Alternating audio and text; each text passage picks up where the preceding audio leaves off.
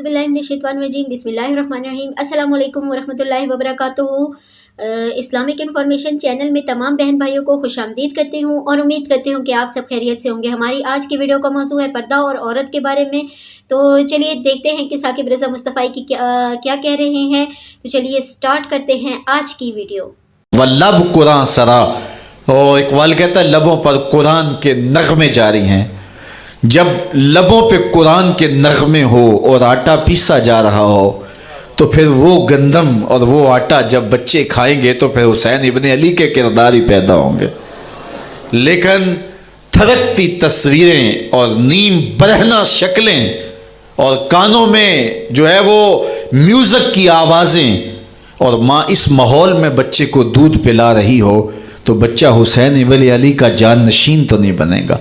कोई अदाकार तो बन सकता है, कोई गुलूकार तो बन सकता है, लेकिन हुसैन इब्ने अली का जानशीन नहीं बनेगा। तो माओ को कामिल अकमल नमूना सैयदा फातिमा तो ज़हरा का इख्तियार करना चाहिए, उस नमूने को लेके अपनी ज़िंदगी में उतारना चाहिए। आज हम दलीलें देते हैं, मीडिया से दलीलें सुनते हैं, इस्लाम तंग नहीं है, तुमने इस्लाम के दायरे को तंग कर दिया है। मैं एक ही बात कहा करता हूँ, ये दलीलें देने वाले सोचें कि रसूल खुदा की बेटी के पर्दे का आलम क्या था। बस हमारे लिए वो नमूना है, वो कामिल और अकमल नमूना है और हमने अपनी ज़िंदगी उस नमूने के मुताबिक गुजारनी है। सैयदा पाक सलामुल्लाह अलैहा को इस बात की फ़िक्र रहती थी कि सारी ज़िंदगी तो मैंने अपने पर्दे की हिफाजत की, मरने के बाद जब पटड़े के ऊपर डाल करके ले जाया जाता है लाश को तो उस वक्त जिस्म झलकता है, छलकता है, तो बेपर्दगी होती है। तो ज़िंदगी में तो इंसान अपने पर्दे की हिफाजत कर लेता है, लेकिन जब जनाजा उठता है तो उस वक्त औरत के जिस्म की डील डोल ज़ाहिर हो जाती है अगरचे उसके ऊपर पर्दा पड़ा होता है। और ये सख्त फ़िक्रमंद थी और बात भी करती थी। हज़रत अस्मा बिनते उमैस रज़ी अल्लाह ताला अन्हा सैयदा पाक के पास बैठी थी और ये वो ख़ातून हैं जिन्होंने हबशा की जानब हिजरत की थी। जब मुसलमानों पर हालात तंग हो गए तो 2 मरतबा हबशा की जानब हिजरत हुई है और तीसरी हिजरत जो है वो मदीनतुल मुनव्वरा की जानब हुई। तो हबशा की जानब इन्होंने हिजरत की और वहाँ कुछ वक्त गुजारा था। तो इन्होंने कहा कि मैंने वहाँ एक मंज़र देखा है कि चारपाई के चारों पाए जो हैं उनके साथ शाखें बांधी जाती हैं और शाखें बांध के उनको फिर आपस में जोड़ दिया जाता है और उसके ऊपर कपड़ा डाल दिया जाता है, वो एक डोली बन जाती है और उसमें औरत का जनाजा होता है। तो जब ये बात सुनी तो सैयदा की खुशी की इंतहा न रही, कहा यह तो बहुत अच्छा हुआ। और सैयदा पाक का फिर जनाजा पर्दे के ऐसे माहौल में उठता है और रात की तन्हाई में उठता है और बहुत थोड़े लोग जनाजे में शामिल होते हैं। और फिर सैयदा पाक सलामुल्लाह अलैहा के पर्दे का आलम ये है, अहले सैयर ने लिखा है कल क़यामत के दिन जब मैदान हशर में सैयदा तशरीफ़ लाएंगी तो 70,000 हूरों के जलो में होंगी और जब गुजरेंगी तो आवाज़ आएगी या अहलल जमे गुद्दू अबसारकुम लिअन्ना फातिमा बिनता मुहम्मदिन हत्ता तमुर्रा। ए नबियों, रसूलों, पैगम्बरों, ए सालिहीन नेकोकारों, ए हशर के मैदान में जमा होने वाले लोगों, अपनी नज़रें नीची कर लो, मोहम्मद की साहबजादी गुजर रही है। तो क़यामत के दिन भी अल्लाह उनको ये एज़ाज़ देगा, उनको तकरीम देगा, उनको इज़्ज़त नसीब करेगा। तो सैयदा पाक का नमूना ज़िंदगी हमारी मुक़द्दरात इस्लाम के लिए, हमारी बेटियों के लिए, बहनों के लिए कामिल अकमल और मुकम्मल नमूना है। मज़राए तस्लीम रा हासिल बतूल मादराना उसवाए कामिल बतूल।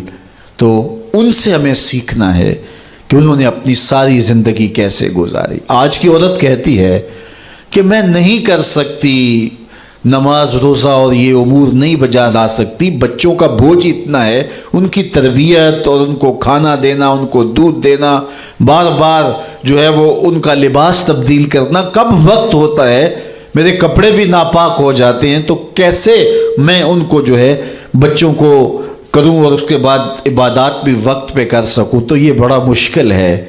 وہ حضرت سیدہ کو دیکھیں کہ آپ اپنے کندھوں پہ مشکیزہ بھی اٹھا کے لاتی ہیں، چکی بھی پیستی ہیں، بیٹوں کی تربیت بھی کرتی ہیں، شوہر کی خدمت بھی کرتی ہیں، اور مصلی بچھا کے جب کھڑی ہوتی ہیں تو ساری رات قیام میں، کبھی رکوع میں، کبھی سجدے میں گزر جاتی ہے، اور پھر کہتی ہیں مالک تیری راتیں اتنی چھوٹی ہیں، تیری بندی کا ذوق بندگی ہی پورا نہیں ہوتا، ایک تو رات اتنی لمبی بنا دے جی بھر کے تجھے سجدہ ہی کر سکوں۔ تو انہیں شکوہ رہتا ہے کہ راتیں اتنی چھوٹی ہیں اور میرا ذوق بندگی ہی پورا نہیں ہوتا۔ سارا دن روزے سے گزرتا ہے، رات قیام میں، رکوع اور سجود میں گزرتی ہے، اور بیٹوں کی تربیت کی تو وہ کائنات نے ایسی تربیت کا جوہر نہیں دیکھا ہے جو سیدہ فاطمہ کے گھر میں پلنے والے بچوں میں تربیت کا رنگ نظر آیا کہ انہوں نے اپنا خون دے دیا لیکن دین کی آن پہ آنچ نہیں آنے دی۔ تو ان کی زندگی ہمارے لیے، ہماری مقدرات اسلام کے لیے، بہنوں، بیٹی اور ماؤں کے لیے کامل اکمل نمونہ ہے۔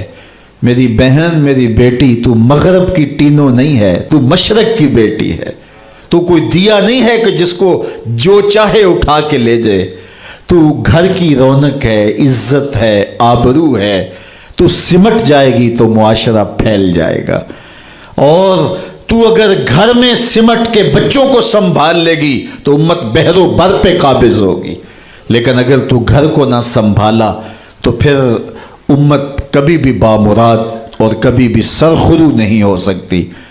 اگر پندے ز درویش پذیری، ہزار امت بمیرت تو نہ میری، بطول باش و پنہا شو ازیں اثر کہ در آغوش شبیر بگیری۔ اقبال کہتا ہے کہ اے امت مسلمہ میری ایک بات مان لے، ہزار امت مر جائے گی، امت مسلمہ تجھے موت نہیں آ سکتی، اور وہ کیا ہے؟